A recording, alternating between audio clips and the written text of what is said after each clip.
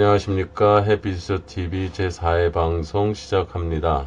트럼프는 김정은을 살리는가 라는 제목으로 공유를 해보겠습니다.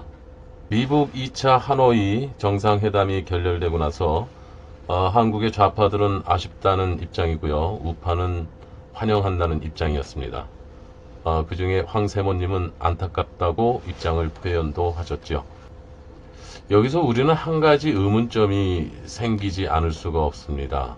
왜냐하면 오랜 기간 동안 미국과 북한 사이에서는 충분히 실무회담을 했었으니까는요. 그런데 그 실무회담이 부실했었나 라는 의문점을 갖게 됩니다. 그런 의문점을 갖다 보면 혹 이런 질문도 가능할지 모르겠습니다. 의도된 결렬은 아닌가? 미국과 북한은 짜고 치는 고스톱은 아닌가? 여기에서 우리 2월 말쯤으로 한번 시간을 되돌려 가보겠습니다. 2월 22일 날 스페인 주재 북한 대사관이 괴한에 의해서 컴퓨터와 핸드폰을 도난을 당하는 사건이 발생합니다. 그리고 스페인은 친중 국가입니다. 그 스페인 주재 북한 대사관에서 김혁철이 근무를 했었다고 합니다.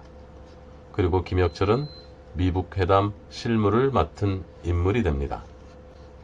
그 다음날 23일은 김정은이 열차로 하노이를 향해서 출발을 합니다. 네, 이것도 여러가지 말이 많았었죠. 많은 논평가들은 결국 김정은의 안전 때문이었다라고 논평들을 내놨는데요. 그럼에도 불구하고 여기에는 의문점이 생깁니다.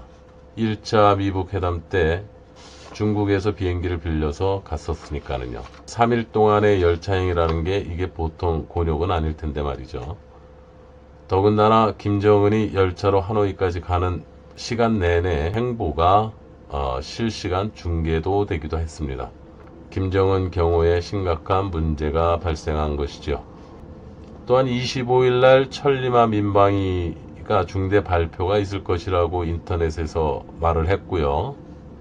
결국 그 중대한 발표라는 것은 3월 1일 3.1절을 기념하여 임시정부 선언문을 낭독함으로 자유조선 임시정부를 선언한 것이었습니다. 네, 어떤 분은 천리마 민방위가 김한소를 내세운 친중 세력이라고 말씀을 하셨는데요. 근거도 빈약하고 지나친 음모론적이라 무시를 하겠습니다. 왜냐하면 그들의 선언문에서 보면 분명히 자유민주주의 이념을 지향을 했고요. 또한 친중 세력이라고 말씀하신 분은 천리마 민방위가 지원하는 국가들 이름에서 중국을 뺐다고 했었는데 그건 그렇지 않습니다. 그들은 분명히 중국, 미국을 포함한 서방 국가들이라고 명시를 한 사실이 있습니다. 친중 세력이기 때문에 중국을 일부러 뺐다라고 하는 주장은 틀린 주장이 되겠습니다. 그리고 26일 이 사건이 참 이것도 이례적인데요. 새벽 3시 30분경 김정은이 담배 피는 모습이 일본 언론을 통해서 보도가 되었습니다. 이를 두고 어떤 사람은 중국과 내통하는 김정은의 경호원이 몰래 찍어서 김정은을 압박하려고 하는 수단으로 썼을 것이다 라고 주장을 하지만 거리가 너무 가까웠습니다. 저는 오히려 그것을 자작극이 아니겠는가 라는 생각을 좀 해봅니다. 네, 여기까지 복귀를 해서 보니까 무슨 생각이 드냐면 천리마 민방위는 빼더라도요, 일단 두 가지 문제.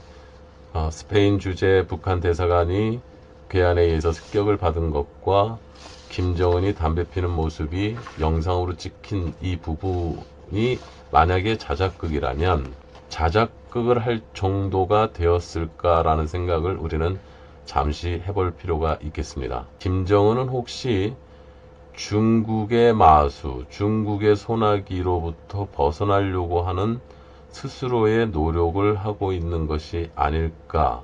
미북 간의 협상을 결렬을 시키면서 트럼프에게는 더 큰 명분을 쥐어주고 자기 자신은 국내의 친중 세력들을 제거할 수 있는 명분을 가진 것이 아닐까라고 조심스럽게 한번 추측을 해봅니다. 이것은 분명히 저의 추측입니다. 여러분들께서 함께 생각을 공유해 주시면 좋은 정보들을 함께 나눌 수 있겠습니다. 네, 오늘 방송은 여기까지 하겠습니다. 예, 감사합니다.